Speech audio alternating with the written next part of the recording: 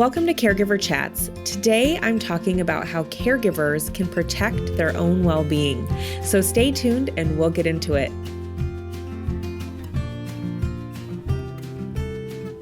Hi, Dr. Lakelyn here. I'm a gerontologist and caregiving advocate for Home Instead, an honor company. I'm so glad you're taking the time to listen. Be sure to subscribe to Caregiver Chats on Apple, Spotify, or your favorite podcasting app. I also love your questions. Please email me at caregiverchats@homeinsteadinc.com. Again, that's caregiverchats@homeinsteadinc.com. For today's episode, we focus on you, the caregiver. It's common for caregivers to give so much of themselves, oftentimes sacrificing their own well-being. This can quickly lead to burnout as stresses and strains start to set in. However, if you can focus on small ways to preserve your well-being, hopefully you don't get to that burnout state. I loved my conversation about this topic with Nancy Griffin and Katherine of Glowing Older. Glowing Older is a coaching firm that supports people in creating their plans to age well. Nancy and Katherine also co-host the Glowing Older podcast. It is always so fun to chat with fellow podcasters. Welcome, Nancy and Katherine. Thank you so much for joining me today. Thank you, Lakelyn. Thank you, Lakelyn. Oh, the pleasure is all mine. I'm really excited to dive into this topic. And we know that caregiver well-being is so important. That's why I'm so excited we're covering it today. But there are so many aspects to it. And there's also probably a dozen analogies out there of how we can kind of express or exemplify caregiver self-care. Like I'm sure everyone knows, put on your own oxygen mask if you're on an airplane before helping the person next to you, or, we'd never leave our cell phone unplugged overnight. So we always have to, plug it in and charge it. So we as caregivers need to recharge our own battery. There's so many analogies we could bring up, but I would love to start our conversation today by just talking about why it's so important and why caregivers should focus on their own well-being, because sometimes it feels selfish, but it is so important.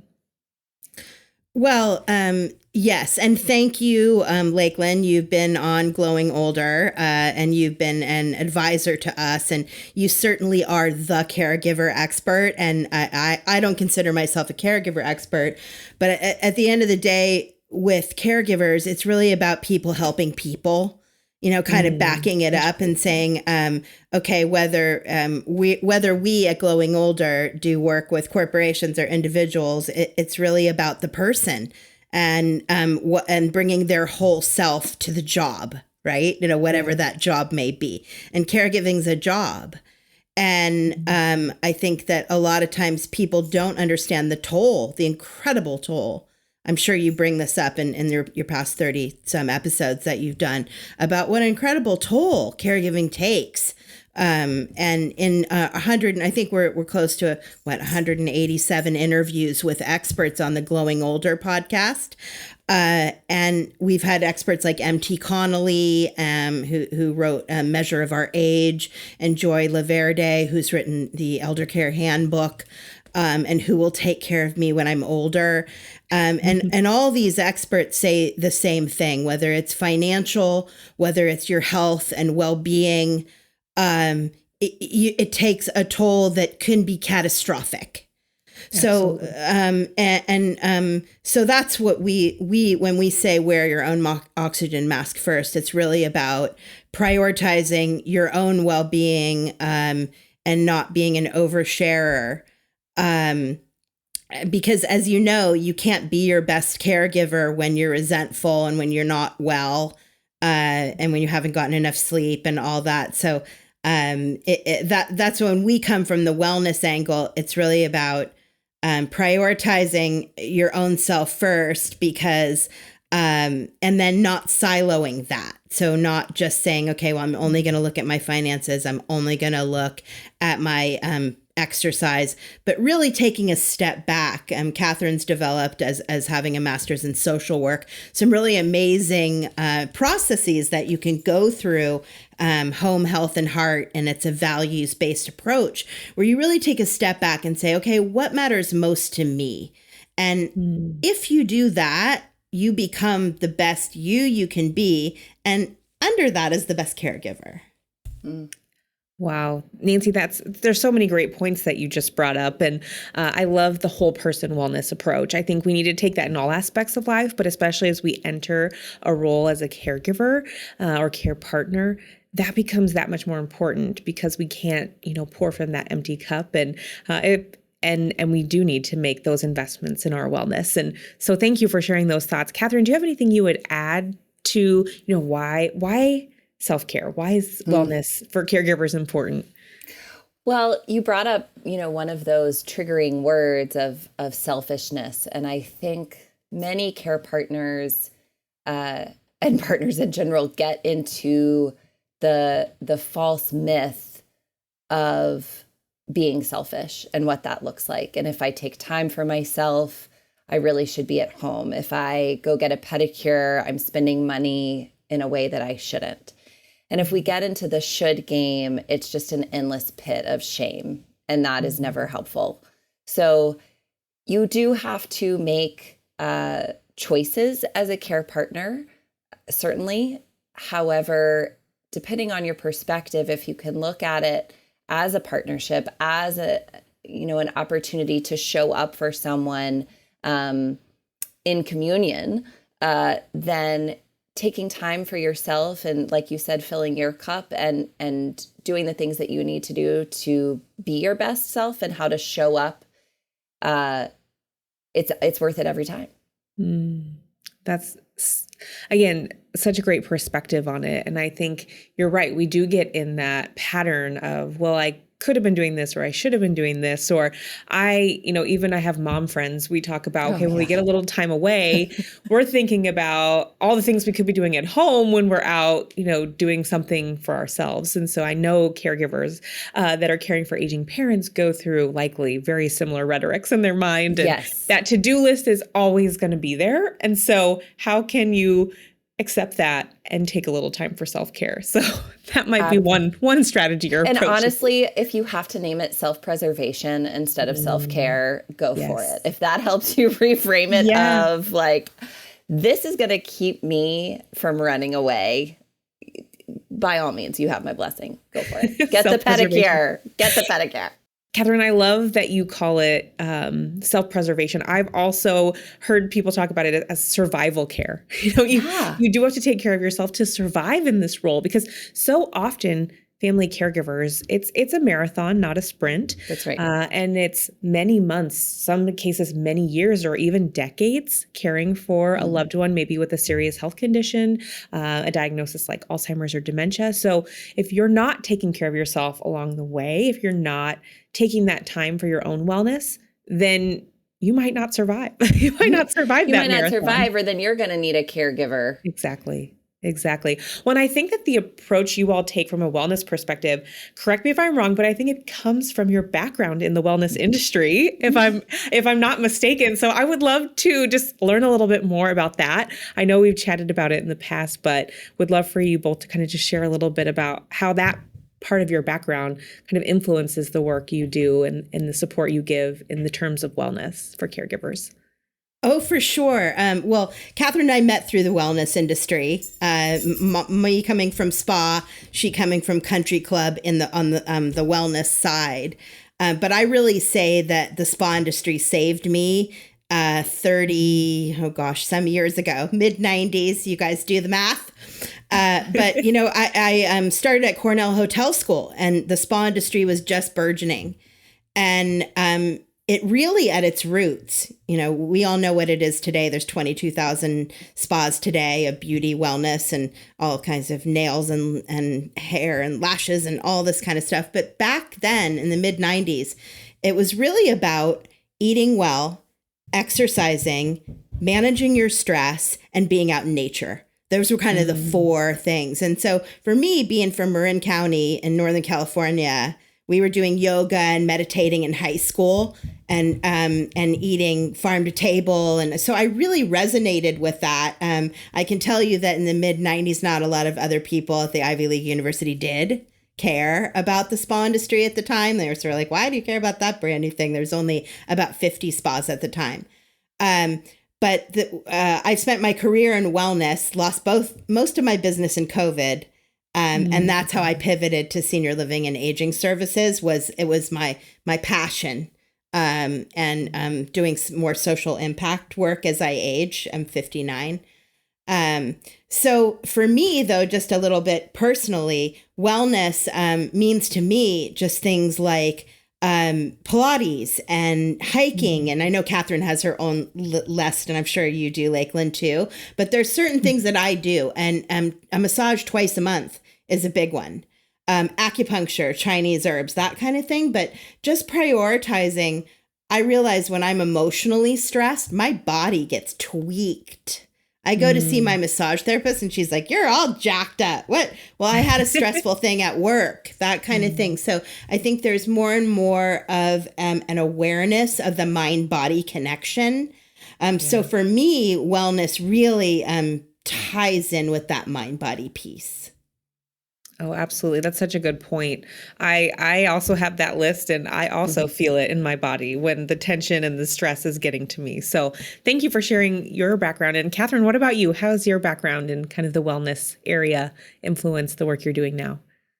Well, I came from a family that really respected spending time in nature, moving your body. My dad was a big sportsman. My mom is a nature enthusiast, very avid gardener. And so sort of the first lesson I would say was that wellness is fun. Wellness, the things that you do to remain well can and should be fun. Yes, we have to get things like shots, which are not fun at the doctor, but that there's this level of fun and play that is a part of wellness. And then that has really set up this trajectory of all the various things that I've done, from teaching yoga to be in powerlifting competitions to working for an association that supported people who work in wellness. In the end, for me, wellness is doing whatever it is you need to do to be able to embody joy.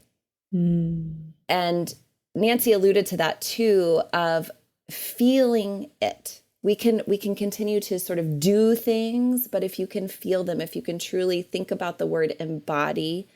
I also love the word joy because it has those elements of fun and play and happiness, but joy doesn't mean the absence of strife or challenge. It just means the ability to see positivity throughout those challenges. So being able to embody joy, whatever it is you need to do, that's wellness to me. And I love that approach, Katherine, because it makes it more accessible, more approachable. Sometimes I think when we talk about caregiver self-care or wellness, it seems overwhelming. It's like one more thing I need to do, one more thing to add to that really long to-do list.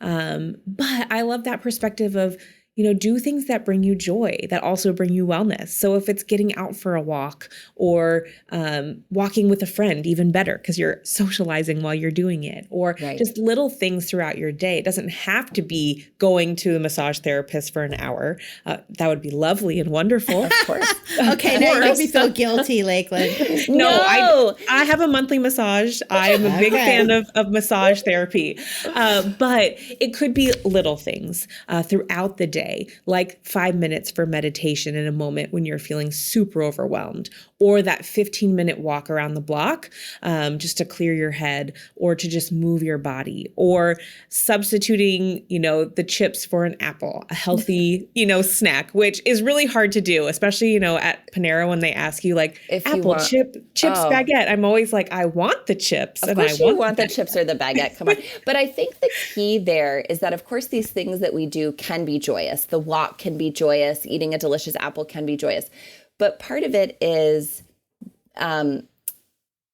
futuristic thinking in the best way of, I know I will be able to embody more joy if I don't feel bloated and too salty from those chips. So I'm going to choose the apple now so that I can embody joy later.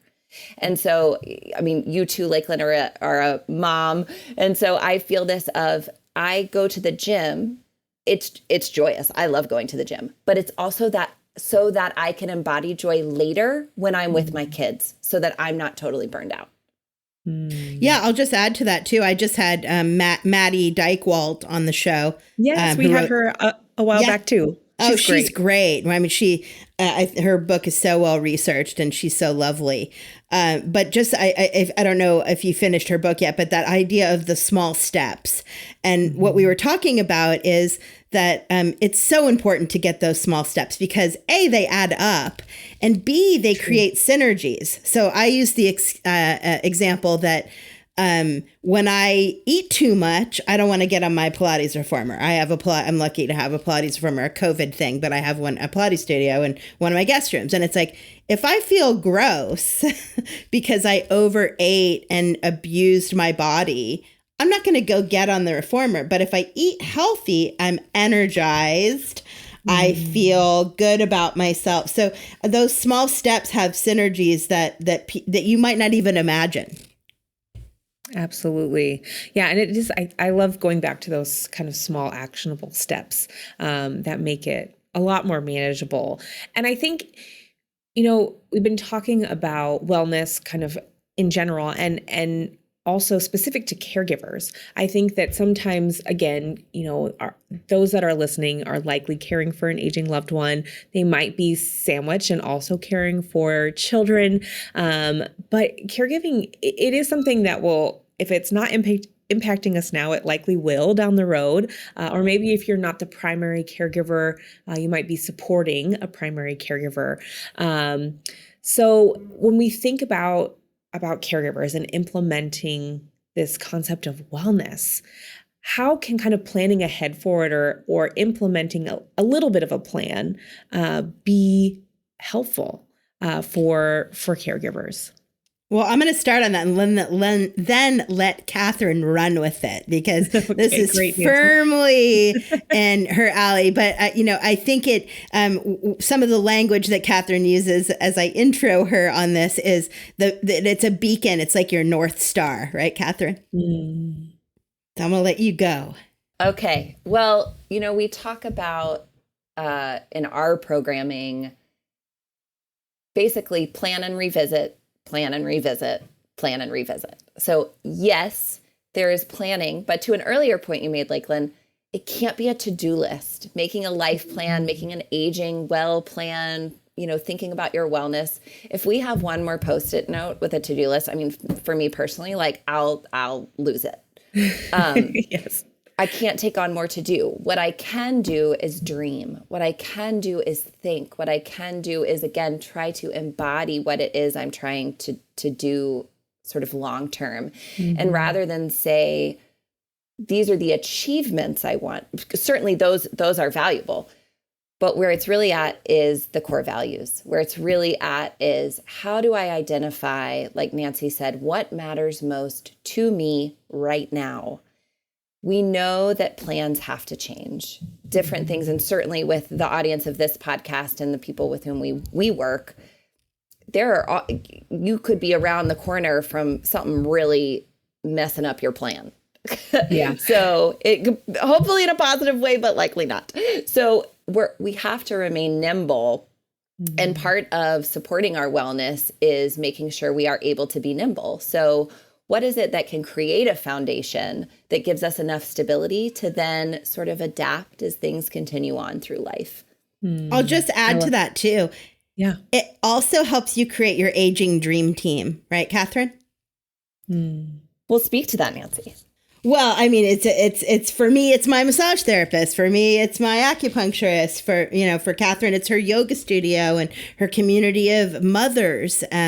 And for your caregivers, your listeners out there, I would just highly recommend seeking out support. And that's why they're listening to you. And that's why they look to you as the beacon of light in this caregiving challenge. And I won't use struggle because also I think that we'll just touch on attitude, that we have a choice of how we can react, that stuff will come up, like Katherine said. But it's like if you have that, that's why we use the phrase care partner instead of caregiver, because I have friends that are care partners that get a lot back. I mean, I care for my horses. I just pay for them and they eat. and I don't even ride anymore, right? Because I got in this accident last year. So but I enjoy every moment of it. And I'm not saying that the listeners out there that you enjoy every moment of caregiving, but I bet if you really think about it, there are things that bring you joy in it. And I know Carrie talks about this dementia darling. We all love her. Yes. But it's like, so, but if you're mired in the struggle and the giving part of it, and you're giving yourself away without planning any well-being, wellness part of it, then you're kind of flapping out in the wind, right? Because you're so that's what I have to say about it. I think that, gosh, a lot of great points there. And I think that you're right. On one of our recent podcasts with Michelle Magner, she and I talked about how we're in relationship with people throughout our life course, and it's often a give and take relationship. I'm investing in you, you're investing back in me in this relationship, whether it's a family role or friendship or a partner, spouse. And so when we get to caregiving, it's important to reflect on not only what you're giving, but also what you're getting, because you're right, Nancy, there often are those moments of joy. And if there's not, how can you create those? And maybe some of that is through elements of wellness, which I think is neat. And something else that came to mind as you both were talking is, thinking about the here and now, which of course is important. How do I give myself that foundation? But for many, their caregiving journey will come to an end at some point. Their loved one might pass away, or maybe if they have an illness, that they'll recover and maybe go back to not needing your around the clock care support. Maybe they will pass away, but at some point your caregiving journey might end. And so you have to think long term about who that person will be too. I've heard caregivers say, it took me about 2 years after my mom passed to get my health back because I neglected that through my whole caregiving journey. So I think if you're listening and you're a current caregiver, maybe have that kind of mind frame too, not just the here and now, but when your journey ends, are you doing things now to set yourself up for success so that you aren't taking 2 years to get back to a state of health and well-being? So any thoughts from either of you on that perspective? Oh, Lakelyn, I think that is such an important piece. And because it potentially involves death, of course, we are fairly shy as a society to address it. Mm-hmm. I think we see this kind of what I would call bittersweetness throughout our entire lives. And you can use those opportunities where there is some chapter that's closing and then you kind of get to circle back to you. The orbit comes back through you. Thinking of so many people sending their children off to college during this season and that bittersweetness of this is kind of what you've been preparing for, is to like help them leave the nest. But then who are you as an individual, as a parent, as a spouse, perhaps? So that's one major shift. And then it happens again when people leave their longtime careers. Who are you without your 9-to-5 job? And then who are you without this person for whom you've been caring for some amount of time? And if, like Nancy said, if we lose our own beacons, if it just sort of murks into, I don't even know if that's a verb, but it felt right, murks over to the person you're caring for, just if that's your only purpose, when that light is gone, then that light is gone. And so then you're splashing about in the waves with rocks and you don't know kind of where you are anymore. So you have to maintain a relationship with yourself and with your beacon to then be able to move forward once that role of care partnering has subsided. Yeah, that's a really, really great point. And it's hard to think about, of course. Oh, it's so hard. And to, like, you have spare time if you're a care partner to be like, ooh, what do I want for my life? That's the hard part. Yeah, that's why we have our Better with Age events, so we can lube people up with a little wine. Yeah, help people do that. And cheese, and then have these harder conversations, because they are harder conversations. And my father had cancer, and he was extremely weak by the time that they determined that he did. And the first round of chemo basically did him in. And my parents never once had a conversation about him dying. And my mother at 75 became a solo ager, as Sarah Gever would say. And she never thought about that. But the reality is that even if you're coupled, the chances are you're probably not going to die on the same day. But couples are often just so leery of having these kind of conversations because it's so painful, albeit impossible, to even think about that person being gone. So you don't have these kind of conversations. And, you know, my mom built an ADU, accessory dwelling unit, because she edited the show notes from our podcast for so long that she said, wow, I think I really need to plan, and I don't want to ever move into senior living. So I'm going to build an apartment so that I have a place for a home healthcare worker if I need it. And I was like, okay, you go. And now people are like, wow, that was good planning on her part. And I was like, yep. Took us almost 20 seasons of a podcast for her to. Yeah, but she finally got it. But she got there. But Lakelyn, it reminds me too that we have to practice planning.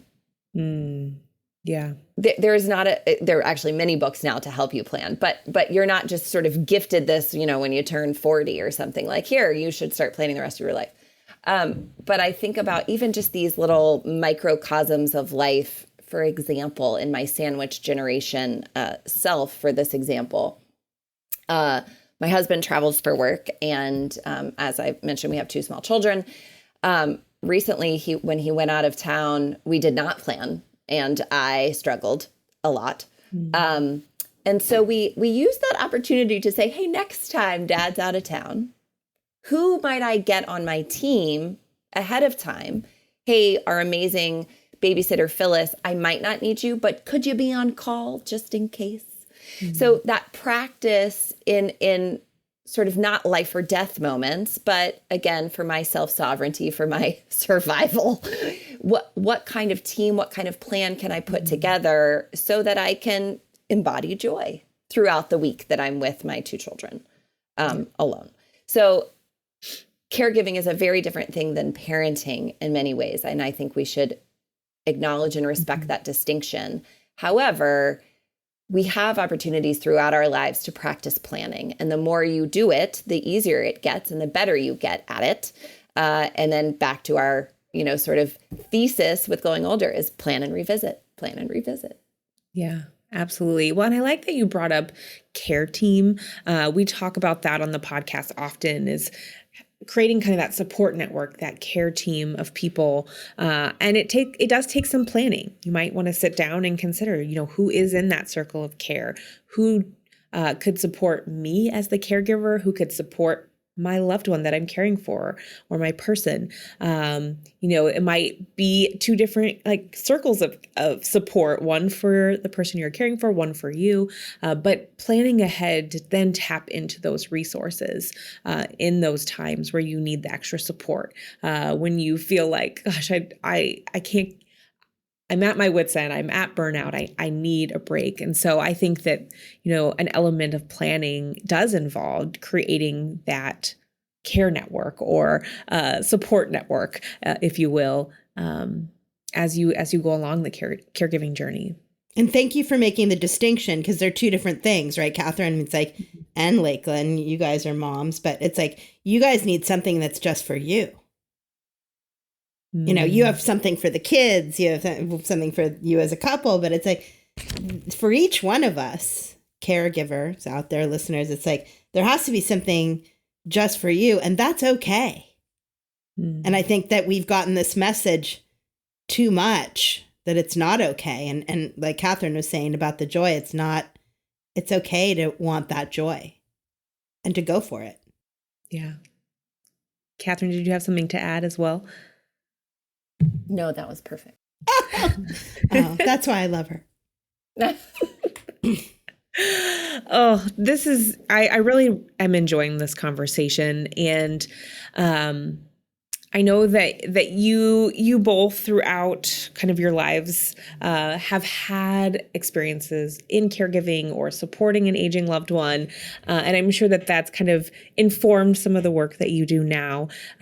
But, Katherine, you as a sandwich generation caregiver, how have you, if you were to give maybe some practical tips, how have you implemented kind of the wellness component into kind of balancing, both sides of the sandwich, both slices of bread that you're sandwiched in between when it comes to your caregiving? I will let you know when I do. To be continued. Part 2 of the podcast. Yeah, I cannot respond. No, I have these moments. First of all, I mean, you've talked about this, but like you said, when we talk about sandwich generation, you've got your caring for little ones, kids, and, tending to your aging loved ones. As our listeners know on the podcast, I've got a 2.5-year-old and a 3-month-old. And then my parents are in their mid-70s. I had this sandwich generation moment, which we should coin this, Lakelyn or something, SGM.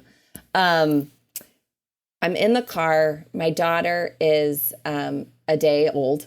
We're home from the hospital. We're on the way to her first pediatrician appointment. Around the same time, my parents ended up moving out of their senior living community into an apartment. That's a whole nother story. People can find out more on our podcast about that. And my mom was having a really hard time. So she called me while I'm in the car with my 1 day old daughter and husband. And she is in tears. And here I am looking at my infant, helping kind of console my mom on the phone about this massive life change she's going through. And I was like, and here it is. Here I'm literally in the car with the phone, with the infant, my husband's driving. It was just like, oh, Lordy. And, I think part of that, I remember I was in the back seat with my daughter. I looked at my husband in the rearview mirror as he's driving, and we just kind of connected. He knew exactly what was happening. And so that was the first thing where I wasn't alone. I was helping my mom. I was with my daughter, but my husband, my best friend, is looking at me with his eyes saying, I got you. So as soon as you get off the phone, we can talk about what's going on. So having your person, having someone, having a support to be in the sandwich with you. And he has his own sandwich generation nonsense going on. Number 2 is recognizing what you can control and what you cannot control, and finding some path to acceptance of that. I think, honestly, for me, the hardest thing to accept has been that my parents are aging and that they need me and my sister and my husband and my children and all of that. So recognizing we are no longer, in my childhood home where my parents were the sole caregivers to my sister and me. And now that it's not 100% that I'm their sole caregiver, but those roles are shifting a little bit. And so my sister and I have done a lot of work, honestly, together in saying, here's where our parents are, and here's how we are able to show up for them in this new way. The third piece of that is recognizing what your own limitations are. And that's part of understanding your own truth, of saying, okay, in that moment where I'm in the car, by some miracle, I had the capacity to both, stroke my newborn daughter's head and show up for my mom who was struggling. And I wanted to be there for her. And there might be a time where I can't, because I either need to take care of me or I need to take care of my children. And having that conversation with my spouse and saying, here's where I need you. How can you use your team that's on the bench in strategic ways? But mostly how you got to, as my mom would say, honestly, you have to look out for number one, and you're always going to be number one. And if everyone else is looking out for number one, then we probably will make it. But yeah, so number 1, have your person or have your people that you can share the load with. Number 2, be aware of the truth, the reality of the situation that you're in at the time. And 3, know thyself. Yeah. And I also like that you said, realize like, what can I control and what can't I control? Right. And come to terms with that. And then focus on the things you can't control. There's many that Yes. you can. So yeah, absolutely. This has been such a great conversation, and I'm loving all of the tips and information on wellness. And I would love for our listeners to kind of learn a little bit more about how you at Glowing Older are supporting caregivers through kind of this journey of wellness and preserving well-being, planning ahead, and kind of how they can follow you and get in touch with you. I love it. Thank you, Lakelyn, so much. Well, first and foremost, from podcaster to fellow podcaster, Nancy has started a long time ago, back, I guess it was in 2020, our Glowing Older podcast. So this fall we'll be entering season 20. We're nearly 200 episodes in. That's amazing. I just have to stop and say, goal, hashtag goal. Incredible. I know. And I have had the joy of being the co-host for the last couple of seasons. And so that is really step one, is we have this amazing archive of incredible, powerful voices in aging well that folks can listen to on iTunes or wherever you get your podcasts. We also have a page on it on our website, which is glowingolder.com. And there you can see more information about our one-on-one coaching. We work directly with individuals, helping them create their plans to age well as families if they're navigating some new challenges or sort of new chapters of aging. And then secondly, we're rooted in inspiration and education. And we do this through not only our coaching, but also through interactive and educational events. Our signature event is called Better with Age, and we do these anywhere from country clubs to community groups to senior living communities. And this is a presentation where attendees really get to follow the process that we work with folks to create a plan to age well. And as we talked about before, that's unique to the individual. So we work with folks on identifying discernment of their core values, and then evaluating various options within sort of their aging landscape that perhaps they could dive into a little bit more. So I would say, we love to work with groups. We love to work with individuals, but truly, we just love sharing information, which is why we really focus on our podcast as well. Wonderful. All of that is such great information. We'll make sure to include it in the show notes. And I want to just thank you both so much for joining us today. As we kind of wrap up, if I'm going to give you both an opportunity to answer, but what would be kind of your one takeaway message for our listeners on this topic as they kind of go forth in their day? Nancy, I'll give you the floor first. Oh, gosh. Well, I think it would deal with just the idea of community, and that you can't go at it alone. I think as Americans, we have this John Wayne kind of, this strong, independent woman thing that, frankly, I've had for nearly 6 decades now that I'm really trying to get over, which is you don't have to do it alone. You can ask for help, and you should ask for help. So that's my big takeaway on it and sometimes it starts by doing the first outreach. I think oftentimes people say, I can't meet anyone because I don't have time to do any kind of outreach, but it starts oftentimes by giving. And if you're completely 100% depleted because you've been taking care of someone, then that's something to think about too, because not having a community of people around you is a detriment in the long term, and you can't just take from the people around you either. Mm-hmm. So you gotta give to take, right? Yeah, there's probably a song out there about that. I'm sure. Well, and real quick before I let Katherine answer, Nancy, that comment you made about the independent society that we live in, I was just at a caregiver convening for my state a couple days ago. We were talking about interdependence, and when did that go out of fashion? We need each other. We can't go through life alone, nor should we. We need that community, and especially when it comes to caregivers. So I think that is such a great tip to leave us with. Thank you so much, Nancy. Thank you, Lakelyn. And Katherine, what about you? What would be your parting thoughts on this topic? Well, it's a subcategory of what Nancy just said.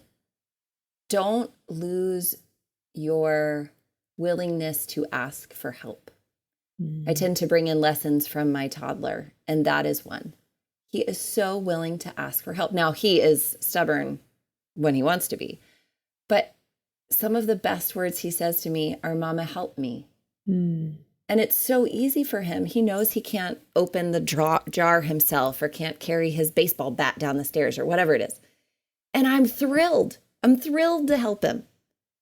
And so I have been thinking on that of, when do we lose that willingness to ask for help? And it plays into what Nancy was talking about, because society just teaches us that you shouldn't. And so, it's like, embrace the toddler mind, ask for help. And generally people want to, and it brings them joy to help you. So as a caregiver, as a person, just navigating the world, we all need a little help. And there are certainly songs about that. Thank you to the Beatles. So that would be my outro. Listen to the Beatles and ask for help. I love it. Oh, thank you both so much for joining me today. Our conversation on all things kind of caregiver wellness and self-care has just been so wonderful. Thank you both for the work you're doing to spread information and knowledge and support and resources. It's so important. And I hope folks go and check out your podcast, Glowing Older. Thank you, Lakelyn. Yeah. We love Thank you for so. everything you've done for us as well, Lakelyn. Oh, absolutely. It's my pleasure. As we wrap up today's episode, I want to thank Nancy and Katherine so much for joining me. It's my hope that the information we discussed helps you to start prioritizing your own well-being as a caregiver. If you have stories or tips to share on this topic, I invite you to email me at caregiverchats@homeinsteadinc.com. That's caregiverchats@homeinsteadinc.com. I also invite you to follow us on Facebook at Home Instead Inc. for previews of upcoming episodes, caregiving tips, and more. And you can find all of the links from today's show in the show notes. Thank you so much for listening, and please remember to take good care of yourself while you care for others. Caregiver Chats is brought to you by Home Instead. If you're looking for in-home care to support you on your caregiving journey, please visit homeinstead.com to learn more.